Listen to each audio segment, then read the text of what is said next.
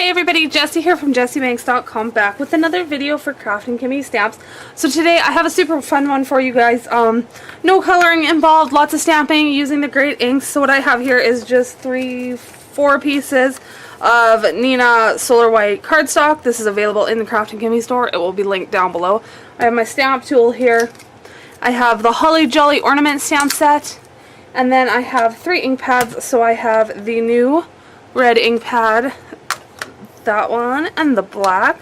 All of these will be linked in the description box below. I love the Kraftin Kimmie stamps inks. They're super fun. So the card we're going to recreate is one of the ones that I did for the preview days for the new release. So we're going to show you guys how easily you can mass produce some fun Christmas cards. Alright, so we're going to start by tucking our card panel into the bottom corner here. I am going to put it down with a couple of magnets and place our first one in here. And I'm going to do 2 in the blue and 2 in the red. So I'm going to start off with the red and then work on the blue. I did check this first one here, you'll see. I think I did the second one too, just to make sure that I had cleaned them properly before.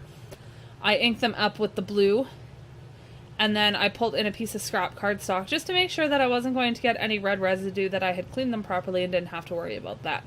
So once that was clear and good to go, I started by stamping. I do double stamp everything when I use hybrid inks.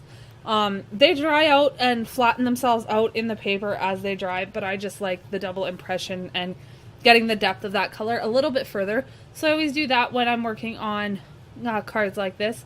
And as we go along, see, I'm just going to pop that one out and pop the next one in, and then we'll stamp this one with blue as well, and then we'll get into the reds. So I tend just to work in this order all the time, and I'll do this image on each card base, or each card panel, pardon me. And then we'll go on to the next one and so on and so forth. That way you can easily do, I did 4 in this one, you could do as many as you want. You know, if you needed 20 of these or whatever, you could easily just go through and stamp this one 20 times and then put your next stamps on and carry on and so forth. So there I was just making sure that that ink or that stamp was nice and clean. Hybrid inks do stain your ink pads. It does not hinder the way they stamp at all. They still work fantastic, but I was making sure I got all of that blue off before I went on to stamping the red, because I didn't want the red to have any blue in it, of course. That would make a muddy, dark, messy color. So I wanted to make sure that that was all good. Now we're going to, on the 4th one here, I'm using the red, but I'm going to do a little fun technique with it. So I'm going to stamp this on, and then I did a quick swipe, and that'll give you this fun texture. You can do it in any direction you want, horizontally, vertically, diagonally, etc., etc. So now we're going on to the next one. I'm going to do 2 stamps at once here and do these 2, this larger one and then the striped one here.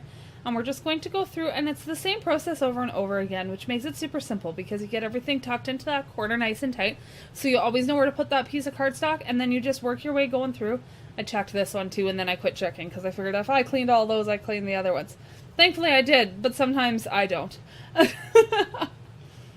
That's where I accidentally inked it up with red instead of blue, so I'm just cleaning it off. I'm going to put the right color on it. So we're just going to ink those up and double stamp them just like I do with everything else. It's a personal preference. You can get away with 1 stamp. I am not a very good stamper, as you'll see here. This one's not bad. The other ones end up with some white spots on the larger ornament because I'm not a good stamper. Not at all, so I color. I don't focus a lot on my stamping, what can I say? So we're just carrying on through. These hybrid inks are so fun because you can do so many different techniques with them. You can watercolor with them. You can use them as a stamp in order to watercolor, like as your ink pad to watercolor over. You can use them with your Copic markers, so they're compatible with all of those different mediums you want to work with. Of course, they work with colored pencils.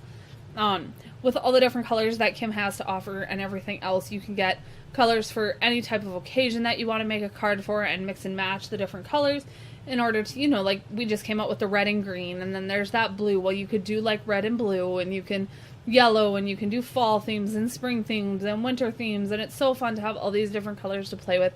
They work with your ink blending tools to create backgrounds and all that kind of fun stuff. So they're definitely a super versatile one. Here on this one, I'm going to swipe 1 up and down and 1 to the side, so you'll be able to see the difference in them there. I really like the texture that came out on this set. You can see my flub stamping, but it works because of the way that I was doing this card and not being overly worried about the quality of the stamping, because I wanted that texture in there.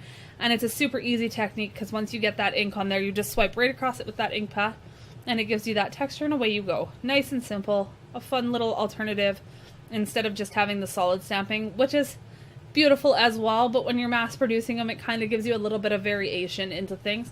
I'm not personally a big person for mass producing cards. I did 4 and I've done enough for myself, but I know some people really like sitting down and making 20, 30, 40, 50 of the same card at a time.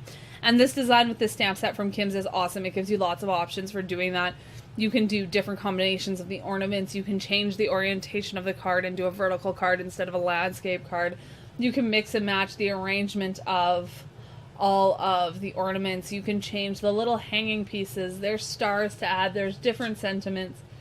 So it's a super fun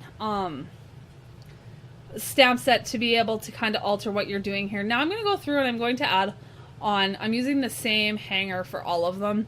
So I'm just going to show you stamping it on one of the cards. I did do all 4 of the card panels the same way I did the rest of them. I just did this one, then I did the other 3. But I'm just showing you guys stamping it on one of the panels for each one, simply because it's the same process as everything else. So I figured it would be easy enough just to show you guys this. So, and then we're going to do the last one, and then I'm going to pull out that Merry Christmas sentiment out of the stamp set and put it down at the bottom, and that'll be the panel for our 4 cards. So all there is to do now is to adhere them all onto card bases, and I have 4 Christmas cards. That puts me ahead of what I did last year.